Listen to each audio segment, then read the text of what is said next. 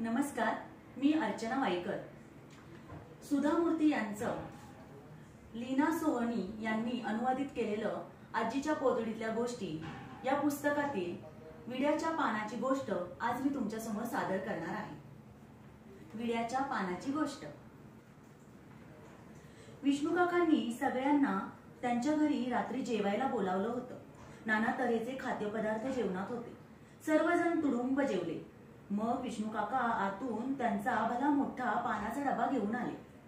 काकांनी अगदी समरसून सर्व मोठ्या माणसांसाठी झक्कास विडे बनविले। ते त्यांनी आवडीनं खाल्ले। मग काकांनी मुलांना समजावून सांगितलं, मुलांनो, विड्यात मुख्यतः विड्याचं पान, सुपारी आणि चुना असतो।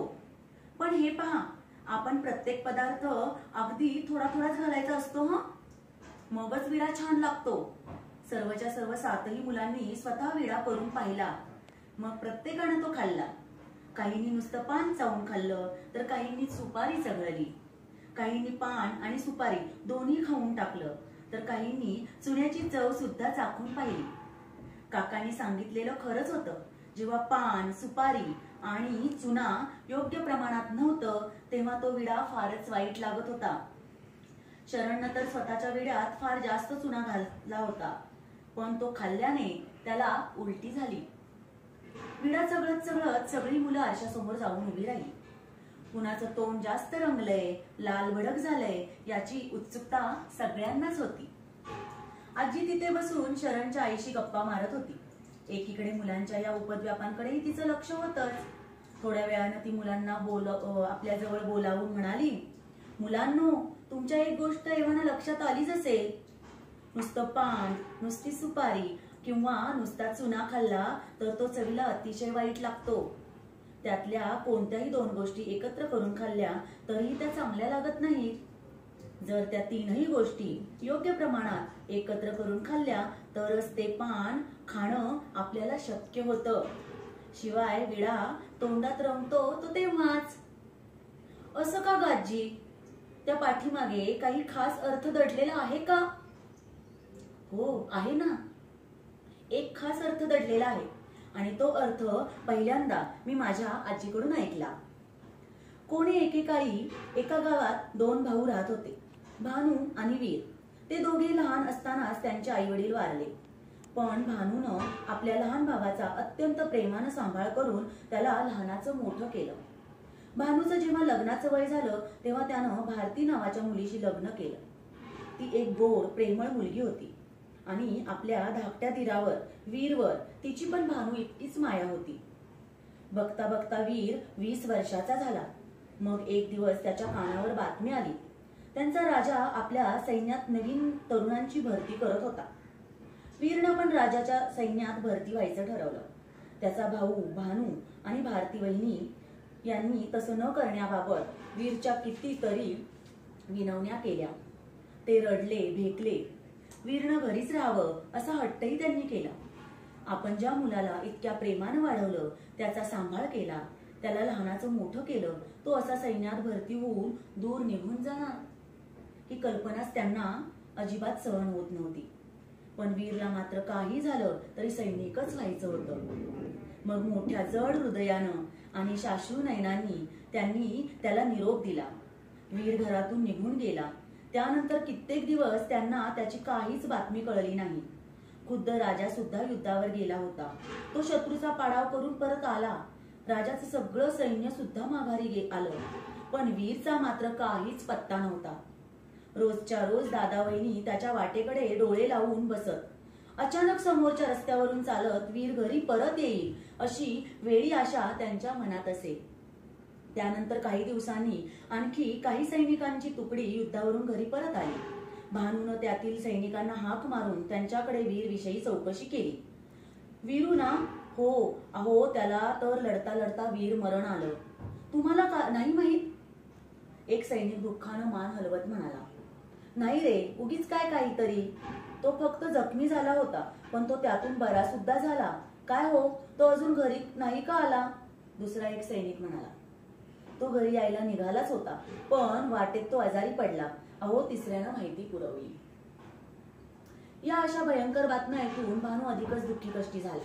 आपला धाकटा भाऊ कधीतरी घरी परत येईल या आशेवर आपण असं मुळीच घरी बसून राहायचं नाही, त्यापेक्षा आपण स्वतःच जाऊन त्याचा शोध घ्यायचा असं त्यानं ठरवलं. त्यानं आपल्या पत्नीला भारतीला हा निर्णय सांगताच ती पण त्याच्यासोबत निघाली. दोघं मिळून आपला बेपत्ता झालेल्या वीरच्या शोधात निघाले. राजाची आपल्या शत्रूशी ज्या जागी घनघोर लढाई झाली होती तिथे सर्वात आधी जाऊन वीरूचा शोध घ्यायचा असं त्यांनी ठरवलं. इथेच वीरच्या सोबत्यांनी त्याला शेवटचं पाहिलं होतं, पण ते ठिकाण त्यांच्या गावापासून फारच दूर होतं. तिथे पोहोचण्यासाठी त्यांना वाटेत घनदाट अरण्य, खोल खोल दऱ्या आणि उंच उंच डोंगर पादाक्रांत करावे लागणार होते. ते दोघं चालत चालत निघाले.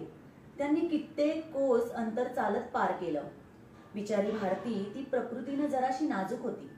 एक दिवस असाच दिवसभर निबिड अरण्यातून प्रवास केल्यानंतर संध्याकाळच्या वेळी त्यांना एक लहानशी झोपडी दिसली.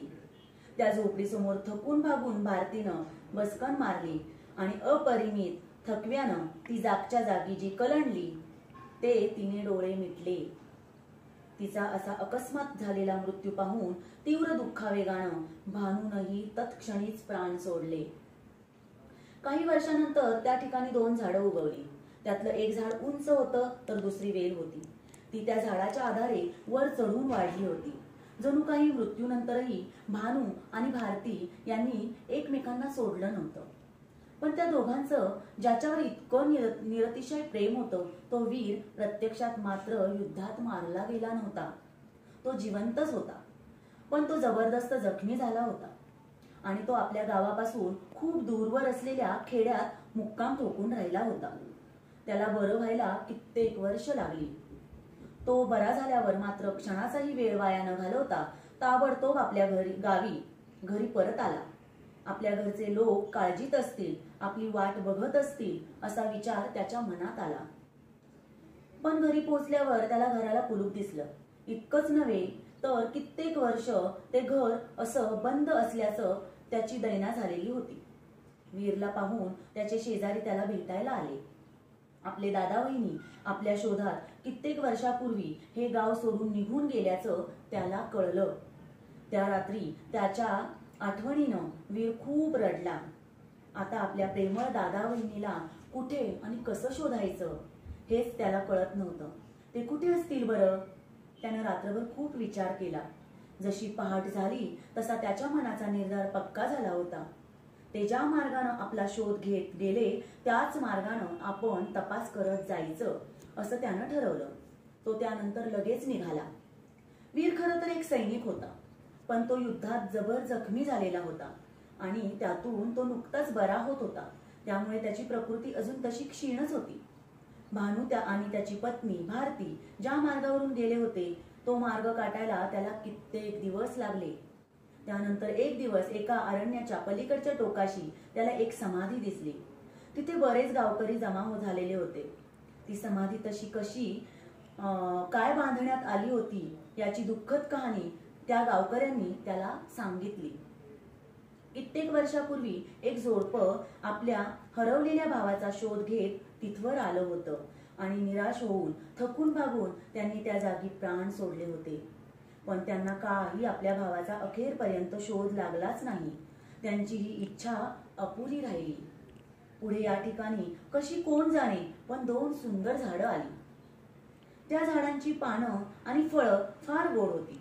मग गावकऱ्यांनी त्या ठिकाणी त्या दोघा पती पत्नींची समाधी बांधली आणि एक छोटंसं मंदिरही बांधलं. ती कथा ऐकता ऐकता वीरचे डोळे पाण्यानं भरून गेले. त्या गावकऱ्यांनी ज्या जोडप्याची कहाणी सांगितली होती ते दुसरे तिसरे कुणी नसून आपलेच दादा वहिनी होते हे त्याला कळून चुकलं. त्या दुःखानं तो इतका खचून गेला की बघता बघता त्याचं रूपांतर चुनकळीच्या पुतळ्यात झालं. आपल्याला त्यांची आठवण राहावी म्हणूनच विडा खाण्याची प्रथा पडली. त्या उंच झाडाला जी फळं येत त्याला सुपारी म्हणत. त्यावर चढलेल्या वेलीला जी पानं लागत त्या पानांसोबत सुपारी कातरून घालून त्यावर पानाला थोडंसं चुन्याचं बोट लावून लोक त्यापासून विडा बनवू लागले. अशा रीतीनं मृत्यूनंतर त्या पूर्ण कुटुंबांची भेट झाली. त्या तिघांनी एकत्र येऊन लोकांना प्रेम, ऐक्य आणि निष्ठा या तीनही गुणांचा पाठ दिला. त्यानंतर जेव्हा कधी लोक विडा खात तेव्हा त्यांना या 3 माणसांची आणि त्यांच्या अंगच्या या गुणांची आठवण होत असे. ही कथा ऐकून शरणच्या आईला सुद्धा खूप आश्चर्य वाटलं. खरंच आजी, विड्यामध्ये या 3ही गोष्टी का घालायच्या असतात हे खरं तर मलाही माहित नव्हतं. आता आजपासून तुझ्या गोष्टी मी सुद्धा मनापासून ऐकत जाईल. आजीनं मान हलवून होकार दिला. मग तिचे डोळे चमकले. ती म्हणाली, अरे हो, पण पान खाणं तुमच्या दातांसाठी चांगलं नव्हे. जा बरं, सर्वांनी दात स्वच्छ घासा बघू. धन्यवाद.